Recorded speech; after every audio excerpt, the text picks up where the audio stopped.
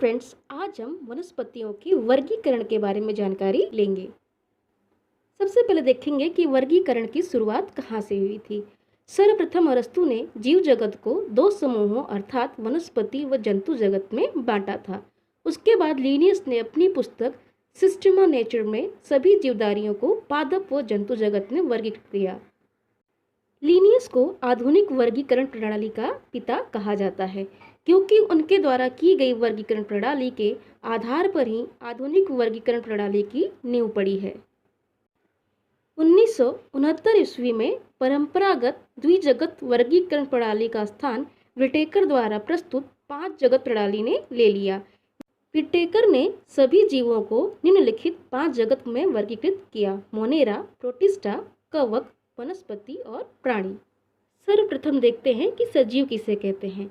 सजीव वो होते हैं जो श्वसन करते हैं। सजीव को भोजन की जरूरत होती है। सजीव में गति होती है। सजीव वृद्धि करते हैं और सजीव प्रजनन भी करते हैं। सजीव कोशिकाएं मुख्य रूप से 2 प्रकार की होती हैं: प्रोकैरियोटिक कोशिकाएं और यूकैरियोटिक कोशिकाएं। प्रोकैरियोटिक आरंभी या आदि केंद्र की कह सकते हैं हम लोग। ये बहुत ही पुरानी कोशिकाएं हैं। यूकैरियोटिक कोशिकाएं रचना में सुविकसित कोशिकाएं होती हैं। यूकैरियोटिक कोशिकाएं 2 प्रकार की होती हैं: एक कोशिकीय और बहुकोशिकीय।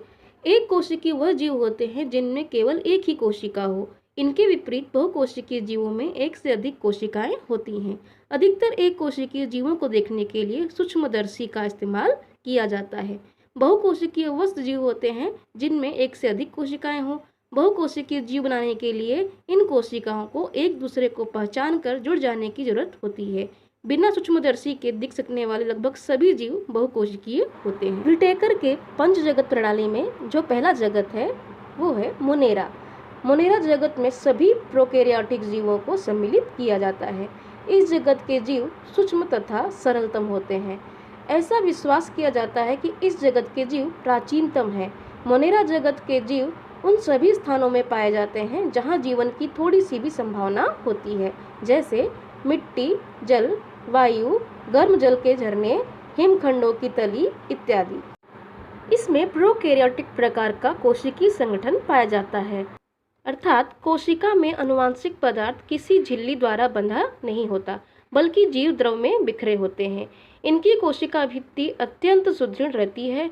इसकी पॉलीसेकेराइड्स के साथ अमीनो अम्ल भी होता है। इसमें केंद्रकीय झिल्ली अनुपस्थित होती है। माइटोकॉन्ड्रिया, गोल्गी काय तथा रिक्तिका भी अनुपस्थित होती है। ये प्रकाश संश्लेषी, रसायन संश्लेषी या परपोषी होते हैं।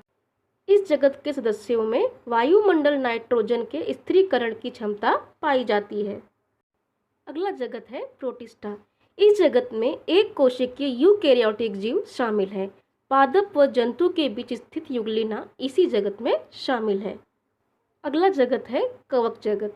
इसमें परजीवी तथा मृत पदार्थों पर भोजन के लिए निर्भर जीव शामिल हैं।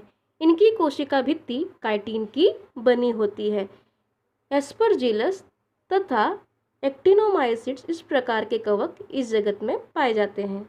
अगला जगत है वनस्पति जगत। इसे पादप जगत भी कहते हैं।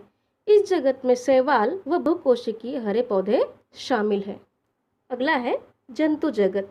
इसमें सभी बहुकोशीय जंतु शामिल होते हैं। इसे मेटोजोआ भी कहा जाता है। आइए देखते हैं वनस्पति जगत के वर्गीकरण के बारे में।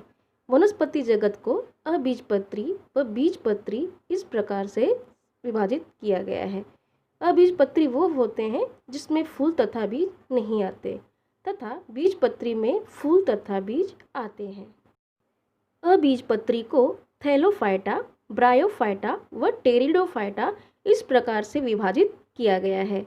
वहीं बीजपत्री को अनावृतबीजी और आवृतबीजी इस प्रकार से 2 विभागों में विभाजित किया गया है। अनावृतबीजी जिसको जिम्नोस्पर्म भी कहा जाता है, उसमें बीज पर आवरण नहीं होते, तथा आवृतबीजी यानी एंजियोस्पर्म जिसके बीज पर आवरण होते हैं। आवृतबीजी अर्थात एंजियोस्पर्म को द्विबीजपत्री व एक बीजपत्री में विभाजित किया गया है। द्विबीजपत्री वो होते हैं जिसके बीज में 2 भाग होते हैं। एक बीजपत्री के बीज में एक ही भाग पाया जाता है। आइए अब थैलोफाइटा के बारे में विस्तार से पढ़ते हैं। इस वनस्पति की उपज प्रमुख रूप से पानी में होती है। जड़, तना, पत्तियां, फूल जैसे विशेष अंग न होने वाली पर्णहरिम के कारण स्वयंपोषी होने वाली वनस्पतियों के इस समूह को शैवाल कहते हैं। शैवाल में विविधता पाई जाती है। एक कोशिकीय, बहुकोशिकीय, अति सूक्ष्म तो कुछ सुस्पष्ट बड़े आकार वाले शैवाल पाए जाते हैं। उदाहरण के लिए स्पायरोगायरा, यूलोथ्रिक्स, अल्वा, सैरगैसम इत्यादि। इनमें से कुछ वनस्पतियां मीठे तो कुछ खारे पानी में पाई जाती हैं। इन वनस्पतियों का शरीर प्रमुख रूप से नरम और तंतुरूप होता है। इसी समूह में पर्णहरिम न होने वाले विभिन्न प्रकार के कीड़व तथा फफूंद का समावेश होता है। इन्हें कवक या फंजाई कहते हैं। आकृति में क्लेमेडोमोनास, वॉलवॉक्स, यूलोथ्रिक्स तथा सरगैसम, स्पायरोगायरा इस प्रकार के कुछ शैवालों की आकृति दी गई है। अगला उपविभाग है हमारा ब्रायोफाइटा। इस समूह की वनस्पतियों को वनस्पति उभयचर कहा जाता है, क्योंकि इनकी वृद्धि नम मिट्टी में होती है, परंतु प्रजनन के लिए उन्हें पानी की आवश्यकता होती है। यह वनस्पतियां निम्न स्तरीय, बहुकोशिकीय और स्वयंपोषी होती हैं। इनमें बीजाणु निर्मित से प्रजनन होता है। विभाग ब्रायोफाइटा की वनस्पतियों की रचना चपटे रिबन जैसे लंबी होती है। इन वनस्पतियों में मूल रूप से पाई जाने वाली जड़ें, तना, पत्तियां नहीं होती। इनमें पत्तियों जैसी रचना होती है और जड़ों की जगह जड़ों जैसे अंग, मूलाभ होते हैं तथा पानी और भोजन के संवहन के लिए विशेष ऊतक नहीं होते। उदाहरण के लिए फ्यूनेरिया, एंथोसिरोस, रिक्सिया एटसेट्रा। अगला उपविभाग है हमारा टेरिडोफाइटा। इस विभाग की वनस्पतियों में जड़, तना तथा पत्तियों जैसे अंग स्पष्ट रूप से दिखाई देते हैं, परंतु इनमें पुष्प व फल नहीं पाए जाते। जल तथा अन्य पदार्थों के संवहन के लिए स्वतंत्र ऊतक पाए जाते हैं। इनका प्रजनन पत्तियों के निचले भाग पर पाए जाने वाले बीजाणुओं से होता है। उदाहरण के लिए fern, Nephrolepis, Marsilea, Pteris, Adiantum, Equisetum, Selaginella, Lycopodium etcetera. इन वनस्पतियों में अलैंगिक प्रजनन बीज द्वारा तथा लैंगिक प्रजनन युग्मक द्वारा होता है। इनमें स्पष्ट रूप से संवहन संस्था पाई जाती है।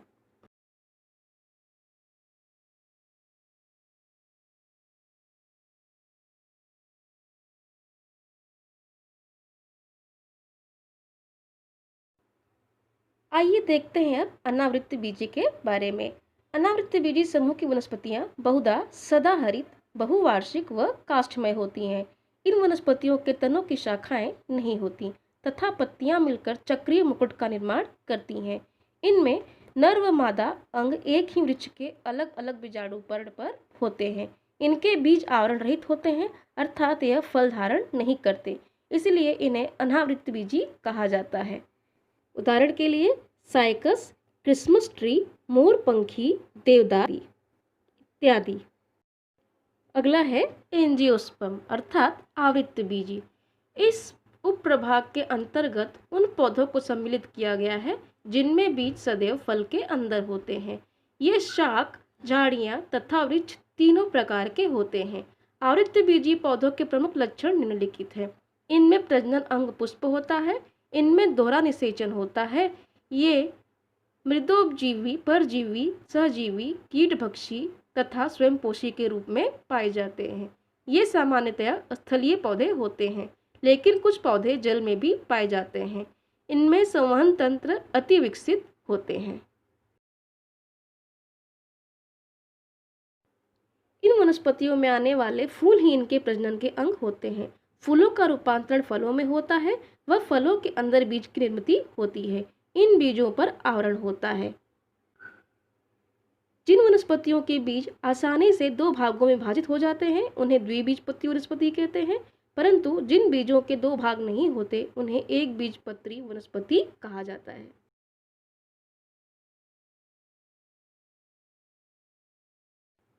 आइए देखते हैं एक बीजपत्री व द्विबीजपत्री में अंतर क्या है।